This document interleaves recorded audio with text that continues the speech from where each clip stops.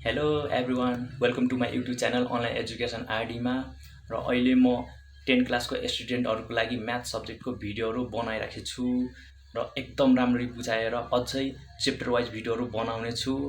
So यो video 10 क्लासको स्टुडेन्टहरूको लागि एकदम हेल्पफुल हुनेछ भनेर मैले सोचिरहेको छु। सो लेट्स गो हामी भिडियोतिर लागौँ है। ल अब 3 को बी हेरौँ है। के भन्छ यहाँ इन द एडजोइनिङ फिगर। ल PQ PQ SR यो SR के छ प्यारलल छ अनि PS र QT PS र QT भनेको यो नि प्यारलल यो लाइन र यो लाइन प्यारलल छ के हो कि नै। त्यसपछि एरिया अफ द ट्रापेजियम को PQRS PQRS कति छ 95 cm स्क्वायर छ। त्यसो यो होल को 95 छ एरिया हो कि नै। And area of the triangle QRT यो भाग दिएछ हो कि नै 15 cm square. Find the area of the triangle RPQ कसको RPQ यो भाग हो कि नै। ल अब गिभन हेरौँ है। यहाँनिर म एक्सप्लेन गर्छु राम्ररी यो सुन्ने है राम्ररी हो कि नै। हल्का इम्पोर्टेन्ट भन्नाले नि हल्का ट्रिकी खाले नि छ हो कि नै। मैले लङ्ग्वेजमा लेख्दिछु के छ हो कि नै। Area of trapezium PQRS equal to A1 मैले डिनोट गर्छु है किनभने 25 सजिलो होस् के हामीले लेख्नलाई। 95 cm स्क्वायर यो होलको कति आयो 95।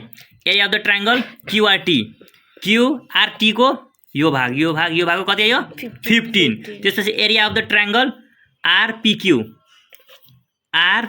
यो भाग हो कि नै। यो भागको निकाल्नु पर्यो। ल अब हेरौँ नाउ हेर है। Area of parallelogram PQTS।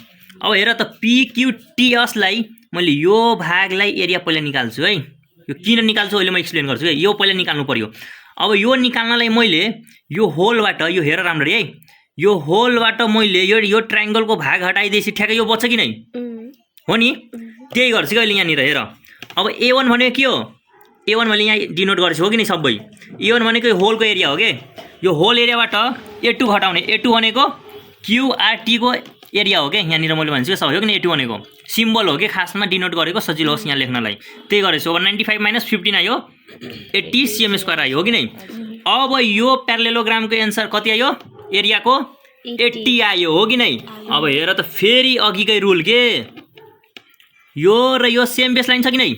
यो सेम बेसलाइन PQ मा एउटा यो प्यारालेलोग्राम बनेछ हो कि नै। PQTS बनेछ र अर्को ट्रायंगल के बनेछ PQR बनेछ हो कि नै। त्यही बेसलाइनमा छ कि नै। र यो माथिको के छ प्यारालेल छ कि नै।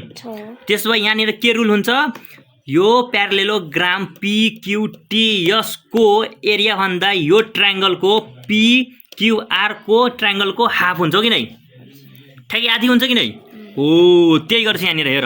अब वी नाउ ड्याट त्यही कुरा मैले गरेछु। अब A भनेको के हो एरिया अफ द ट्रायंगल के भन्छ RPQ को के। अब यहाँ A मैले डाइरेक्ट लेख्छु बुझ्छौ होला हो कि नै। A गरेछु र A3 भनेको त्यो प्यारालेलोग्रामको एरिया हो यहाँनिर हो कि नै। A3 भनेको त्यसलाई मैले आधी भनेको त्यसलाई 2 ले डिभाइड गर्नु पर्यो कि नै। अब 2 ले डिभाइड गरिदिएको यो यसको एन्सर कति थियो 80 आएको थियो। 80 लाई 2 ले डिभाइड गरेपछि 40 आयो cm स्क्वायर छ नि त्यो एन्सर हो मिल्यो नि। ल अब यतातिर हेरौँ है।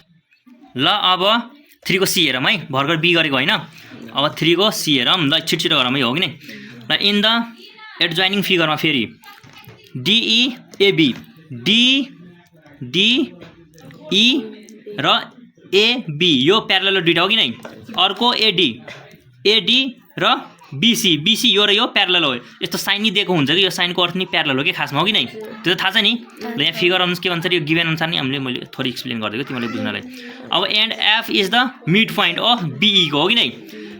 अब यो F यो पोइन्ट छ नि यो BE को ठ्याक्कै बिचमा छ के मिड पोइन्टमा छ के बुझ्यौ। If the area of the triangle AF यो भागको एरिया दिएछ 12 हो कि नै। Then find the area of the parallelogram ABCD हो। त्यसपछि ABCD को यसको सोधेछ है। हेरौँ है यहाँनिर यसलाई कसरी गर्ने है। यो नै ट्रिकी खाले छ थोरै है बुझौँ राम्रो हो कि नै। यो फिगर भर्खर मैले एक्सप्लेन गरेको हो कि नै बुकबाट। अब गिभन के दिएछ त्यो पहिला लेखौँ है। Area of the triangle AFE दिएछ कि नै। यसको एरिया दिएछ के 12 cm स्क्वायर। ल एरिया अफ प्यारालेलोग्राम ABCD को सोधेछ। त्यस ABCD यसको सोधेछ है। अब हेर भर्खर मैले अघि एक्सप्लेन गर्थेँ। अब नाउ एरिया अफ ए के भन्छ area of triangle AFE A1 equal to area of triangle ABF A2 है। मैले A1 र A2 डिनोट गर्दैछु क्या सजिलो होस् भनेर। किन भर्खर मैले एक्सप्लेन गर्थेँ हो।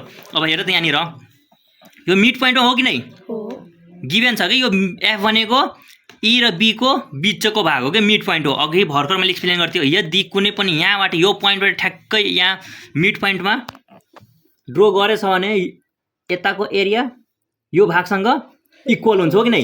यो ट्रायङ्गलको एरिया यो ट्रायङ्गलसँग इक्वल हुन्छ। त्यही गर्छ कि यहाँनिर। त्यही भएर यो ट्रायङ्गलसँग A1 र A2 इक्वल भयो कि यहाँ मैले रिजन दिन्छु कि F is the mid point of बीईमा। अफ भनेको यहाँ अन हो कि खासमा अन बीईमा के बुझ्यो नि बुझ्यो कि नै। त्यही भएर दुईटा एरिया इक्वल भयो। त्यसो भए A2 इक्वल टु A1 भयो कि नै। A2 भनेको यो भाग हो कि यो एरिया हो कि मैले डिनोट गर्दैछु लेख्नलाई सजिलो होस् भनेर। A2 इक्वल टु A1 भयो कि। अब A2 इक्वल टु A1 भनेको कति हो 12 हो कि नै। त्यही भएर यो भाग 12 cm² आयो। अब त खासमा यो हामीले सोधेको होइन सोधेछ सोधे छैन हामीले सोधेको यो भाग हो। अब हेर त यो भाग र यो भाग जोडेपछि यो टोटल ट्रायङ्गलको एरिया निस्किन्छ कि नै निस्किन्छ नि। अब त्यही गरेको मैले। अब बी अथवा एबिई को एरिया कोसँग इक्वल हुन्छ एइएफसँग र एएफबी दुईटालाई जोडेपछि इक्वल हुन्छ। त्यही गर्छ यहाँनिर हेर। अब एरिया अफ द ट्रायङ्गल एबिई लाई A3 मैले मानेछु। अब A1 प्लस A2 गर्दैछु किनभने A1 भनेको के हो A1 भनेको एएफई यो भाग A1 हो यो भाग A2 हो कि नै। यो दुईटालाई जोडेर यो टोटलको ट्रायङ्गलको एरिया हो कि त्यही गर्छु यहाँनिर। A1 प्लस A2 भयो। अब 12 थियो। अब यो नि 12 भएपछि यो नि 12 हुन्छ किनभने भर्खर यहाँ एक्सप्लेन गरेको किन दुईटा इक्वल हुन्छ भनेर। 12 गरेपछि 24 cm² आयो। तर यो सोधे छैन कि हामीलाई खासमा सोधेको यसको सोधेको एरिया। अब फेरि हेर त त्यही रुल के एक्ज्याक्ट सेम बेस लाइन छ कि नै।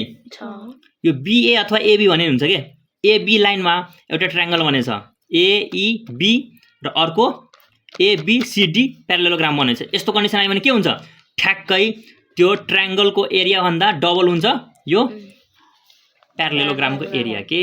त्यही गर्छ यहाँनिर हेर। अब उही नो ड्याट त्यही गरेको। अब A1 भनेको ठ्याक्कै प्यारालेलोग्रामको एरिया हो कि त्यही भएर मैले इक्वल टु 2 मल्टिप्लाई A3 गरिदिएको हो कि। A3 किन गरेको किनभने A3 भनेको त्यो एबिई ट्रायङ्गलको एरिया हो कि नै 24 आएको। अब A3 भनेको 24 आएको 2 मल्टिप्लाई 24 गरिदिएको अनि त्यसपछि 48 cm² आयो। छ नि त्यो एन्सर ल बुझ्यौ नि ल।